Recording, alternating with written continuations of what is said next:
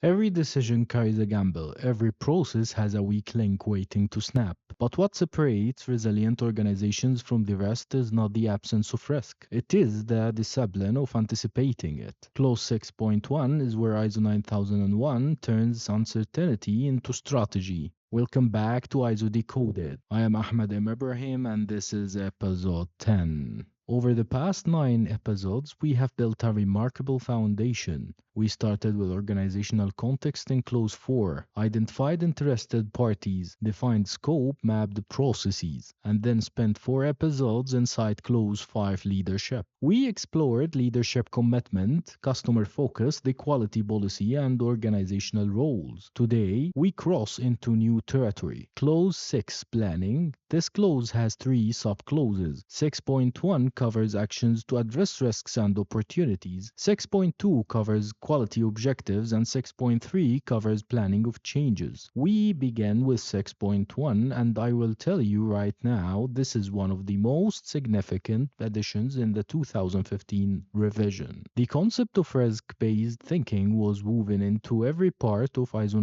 9001-2015. It replaced the old preventive action requirement from the 2008 edition with something far more powerful, a systematic way of thinking about uncertainty that runs through your entire quality management system. Let me take you inside the requirement. Clause 6.1 states that when planning for the quality management system, the organization shall consider the issues referred to in Clause 4.1 and the requirements referred to in Clause 4.2 and determine the risks and opportunities that need to be addressed. Notice how this immediately connects back to the work we did in the very first episodes. Your context analysis and your interested parties analysis aren't standalone exercises. They feed directly into risk and opportunity identification. The clause specifies 4 objectives for addressing risks and opportunities. First, give assurance that the QMS can achieve its intended results. Second, enhance desirable effects. Third, prevent or reduce undesired effects. Fourth, achieve improvement. Those 4 objectives reveal something important about the philosophy of Clause 6.1. It's not only about avoiding problems. Objectives 2 and 4 are explicitly about growth and improvement.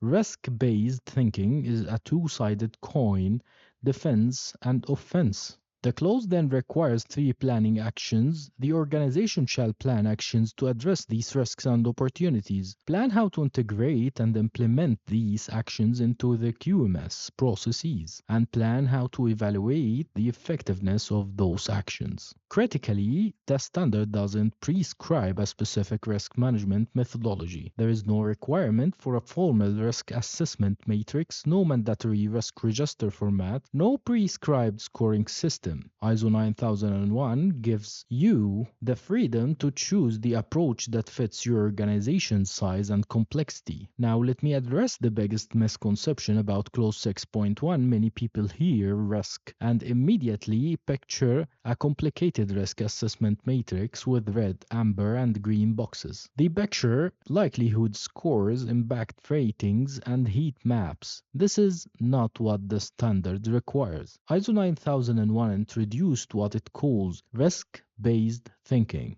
This is fundamentally different from formal risk management. The Auditing Practices Group makes this distinction clear. Risk-based thinking has always been implicit in ISO 9001. The 2015 revision makes it more explicit and builds it into the entire management system. Risk-based thinking means considering risk qualitatively and, depending on the context, quantitatively. When planning and operating your QMS, it is embedded in thinking, not bolted on bureaucracy. So what does this look like in practice? Let me give you 5 real scenarios. Scenario 1, a pharmaceutical company identifies that a key raw material supplier is located in a region prone to political instability. Risk-based thinking means they qualify a backup supplier before a disruption occurs. Scenario 2, a construction firm notices that new environmental regulations will take effect in 18 months. Opportunity thinking means they begin training their teams now, positioning themselves as early adopters when competitors are still scrambling to comply. Scenario 3, a software company recognizes that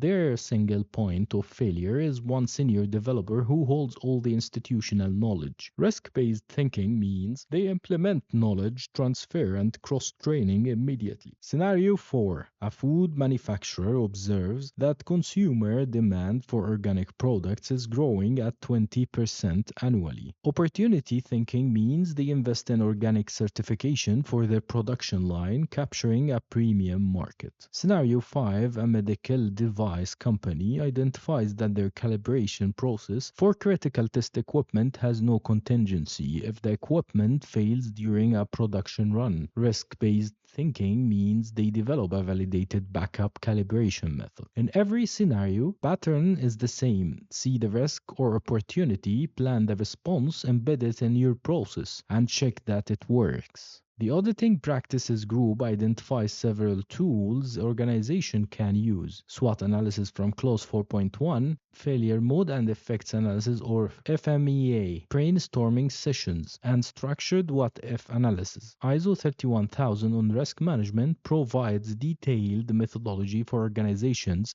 that want a formal framework, but it is not required. The key principle is proportionality. A small service company may address risks through simple discussion and documented decisions. A nuclear power plant will need formal quantitative risk assessment. Both are valid under Clause 6.1. Most organizations hear Clause 6.1 and focus entirely on risk, but the clause explicitly says risks and opportunities. ISO 9001 gives equal weight to both.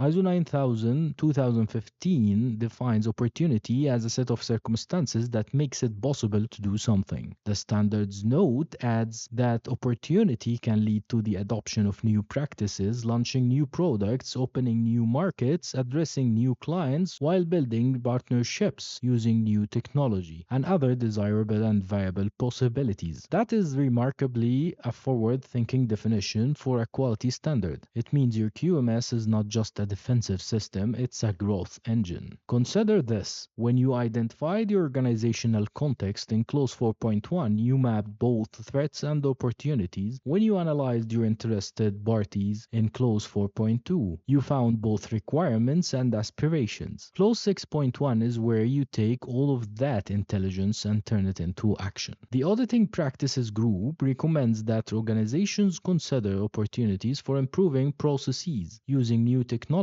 forming partnerships that enhance capabilities, and entering new markets where quality performance gives a competitive advantage. Risk-based thinking is not fear.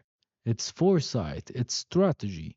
It is the discipline of seeing clearly both what could go wrong and what could go right. Audit Survival Guide for Clause 6.1. Tip 1. Auditors will not ask to see your risk register. They will ask how did you determine the risks and opportunities for this process.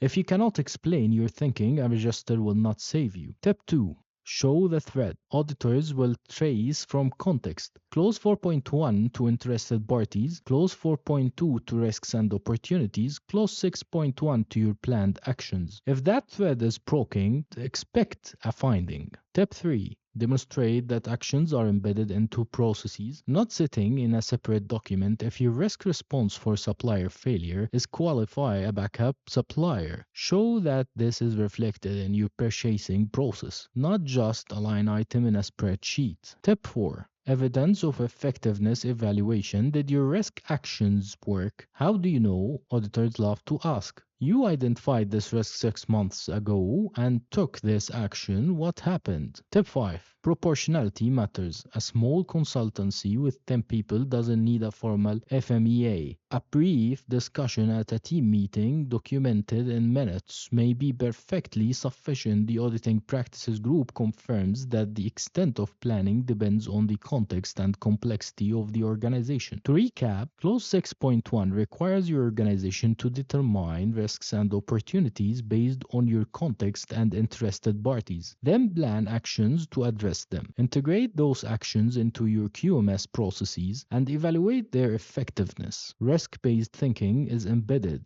proportional, and flexible. not a bureaucratic add-on. And remember, it covers both risks and opportunities in equal measure. With this episode, we have begun Clause 6 planning. Clause 6.1 is the bridge between understanding your environment and taking action. Your context tells you where you are, your interested parties tell you who matters. Clause 6.1 asks, now what are you doing or what are you going to do about the risks and opportunities you have identified? Next week in episode 11, we tackle Clause 6.2 quality objectives and planning to achieve them. If Clause 6.1 is about managing risks and opportunities, Clause 6.2 is about setting measurable targets that drive your QMS forward. We will explore how to write objectives that are smart, how to deploy them across the organization, and why most quality objectives fail. Subscribe, share, and leave a review.